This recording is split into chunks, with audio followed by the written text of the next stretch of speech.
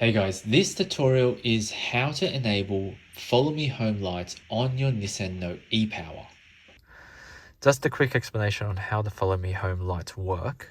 What happens is, just imagine if you're at night and you pull up and it's dark and you turn your car off, all the lights are going to turn off. You've got the interior lights, of course, but everything else will turn off.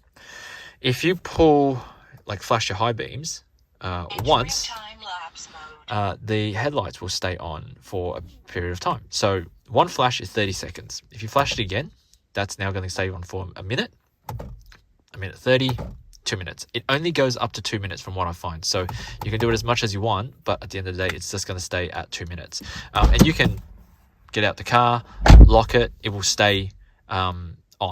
And even if I turn the lights off like that, it still stays on. If you, for whatever reason, if you're on like an emergency where you have to just turn the lights off all of a sudden, if you flick it this way, that will turn the lights off altogether. But if you do it again, it will just start it up again. Now, if you haven't already, please go watch the intro to this video series. It's a guide on how to install DDT for all and what you need to set everything up and get the job done. If you have watched that video, we can go ahead and get started. So the first thing I like to do is plug the OBD into your computer, then plug this into your car whilst the car is off. There we go. And once that's plugged in, we can go ahead and start the car up. I like to start the car up fully. So engine running and the whole lot. All right, once that's plugged in, car's running, we can open up DDT for all. And we can see the OBD there. We can select that. We have to hit, I am aware that I can harm my car if badly used. Hit that, and we can hit connected mode. It will take a moment. Once that comes up, we can make that bigger. Now what we need to do is select the car that we're going to be modifying. So you would think that we'd be selecting a Nissan Note, but we're actually selecting a, where is it?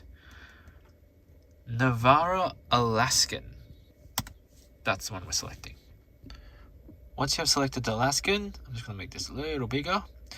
Go down to BCM/UCH and then select the middle one, which would the correct one is iKey 2017-0628. It'll pop up down here, double click that, and then go up to the top for manual request, hit OK. Now it's categorized in two different groups here. So the top part here is data read, and that will tell you, what setting is selected right now. But to actually write the data, we actually want to go down to data write. If we go down to data write CF59, that will be your Follow Me Home configuration. We can set that to with, execute, and now that's enabled. Simple as that. So close this out safely, just close that, close the program, turn the car off, and then unplug the OBD. And don't forget, we still have a lot of options that are available to us to modify. Some of the options are changing the language on the around view monitor. We can enable one-touch indicators, and we can disable the reverse beep. So if you like this video, make sure you give it a thumbs up, like and subscribe. I'll see you next time.